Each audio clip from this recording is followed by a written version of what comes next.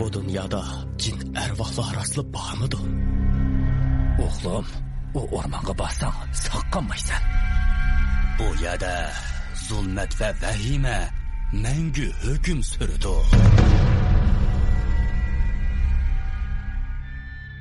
Cho'ng tipdagi vahimalik asar tirilgan arvoh.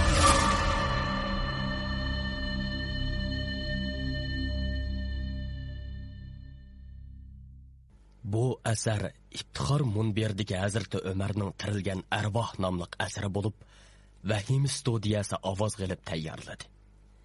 Amgikimizga hurmat qiling. 1-bo'lim. Salimning kundalik xotirasi. 2-qism. Arvoh ko'lankisi.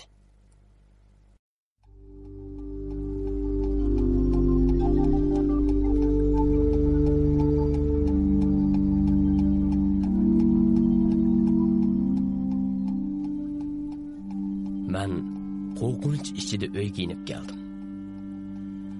Qo'ylarni eg'ilga solib etib, yotoq uyimga kirib ketdim.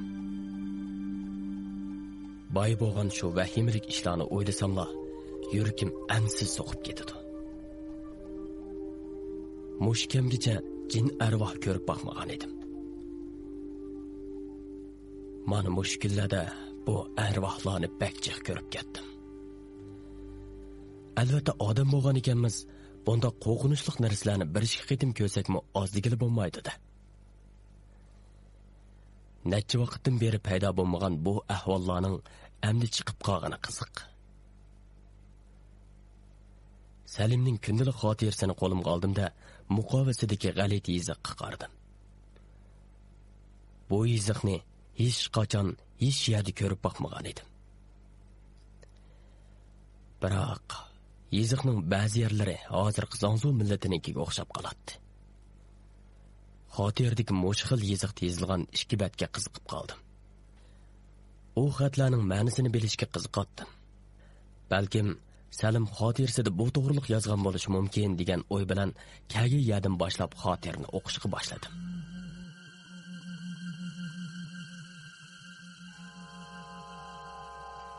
Arvohlar har vaqt bu xotirani qo'lga tushirishning ko'yida bo'ladi. Chunki men xotiraga bu zulmat makondan chiqib ketish haqida yozib qolmay, yana bu zulmatni og'irlashtirish haqida yozdim. Onun ustiga siz ularni vayron qilmagan taqdirdami, sizning ular orasidan hayot chiqib ketishingiz ular uchun xatarlik. Chunki ularning sirini insonlar jamiyatiga oshkorlab qo'yishingizdan ansirishadi. Shuning uchun xotira qo'lingizga tushgandan keyin noiti ehtiyotchan bo'lib keting. Mayli siz qayerda bo'ling, xotira hamon arvohlarga o'rningizni belgilab beradi. Esingizda bo'lsinki, o'lim va vahima siz bilan birga.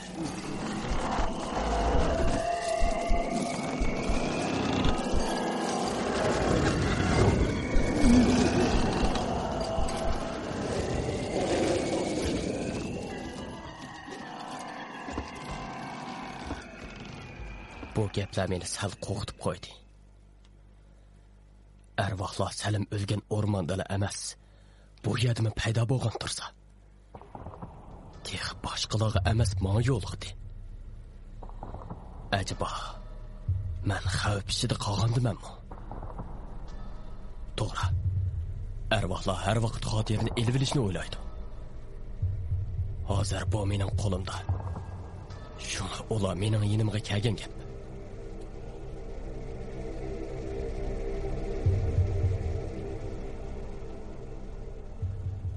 Uni o'ylab, buni o'ylab xotirani tutqanimcha uxlab qolibdiman. G'alati bir tush ko'ribdiman. Tushimda men tog' o'nkirdagi kamarda ko'rgan chig'ir yo'lda turg'udakman. Oldimdagi bu arvohlar o'rmonligi qop-qorong'u edi. Tuyuqsiz oldimda Salim paydo bo'ldi. Men qo'rqishga boshladim. Yuragim jig'ildaydi. U oldimda turib, kayningga qara dedi. Men asta asta kaynimga burilib, ko'zlarimga ishonmay qoldim. Elxi önkürdiki kichikkina kamar hozir nihoyat yo'g'nab ketgan bo'lib, arvohlar bas-basti kirib, mahallada qirg'inchilik chiqarmoqda edi. Kishilar voqirashqini qochotdi. Arvohlar rayimsizlarcha qirchoq qiladi. Qara. Arvohlar uxtiryotdi. Ular qo'lingdagi xotirani qo'lga tushirmoqchi bo'lyapti. Qaddamni ruslar o'z dunyolarining mushundaqlar vayron bo'lishiga qarab turibsan. Endi ho'shingni top. Arvohlarning mangu yo'qolishi uchun jang qil.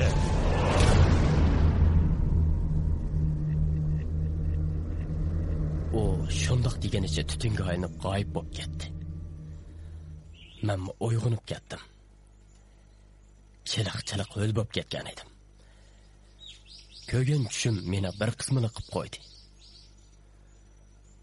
Bu bir bishoratmidi va yoki mundoqli ko'rgan tushimmidi? Dal shu paytda eshik echilib, dadam kirib keldi.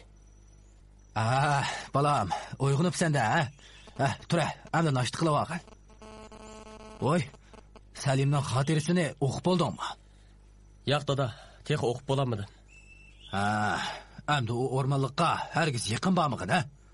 Xotirani o'qib bormaslikni o'ylagansan?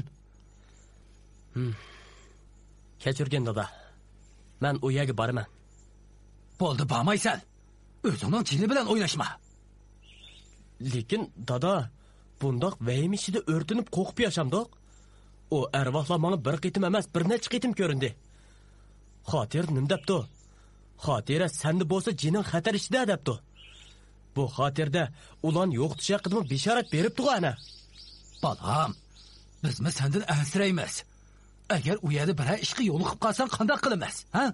Bu azobga chiday olamdiq. Undaqda bu yer vayron bo'lsa-chi, o'choqda kim chiday oladi? Dada, ruxsat qil, men boray.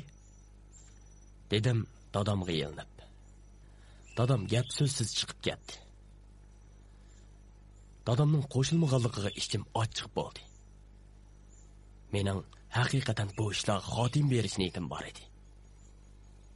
Yarim soatlarcha vaqt o'tgandan keyin dadam yenimga kirdi. Ma'qul balam, bag'an. Ammo o'zing yolg'iz borma, ha? Salimning akisi bilan Eminjonni elib olishni unutib qolma. Ular bu haqda xeyli bir nima biladi. Qarasam, dadamning ko'z gervaklarida yosh mo'ldirlab turadi.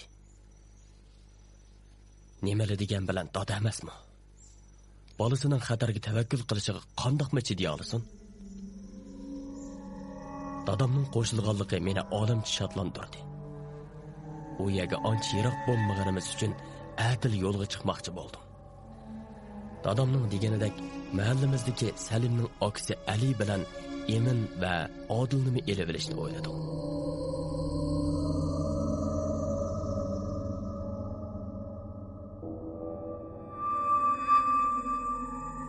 Bu asarning davomiga qiziqsangiz, vahima salonimizni qo'shib bering. Yeziqchi nusxasini ko'rmoqchi bo'lsangiz, iftixor vahimalik asarlar jamgohiga kiring.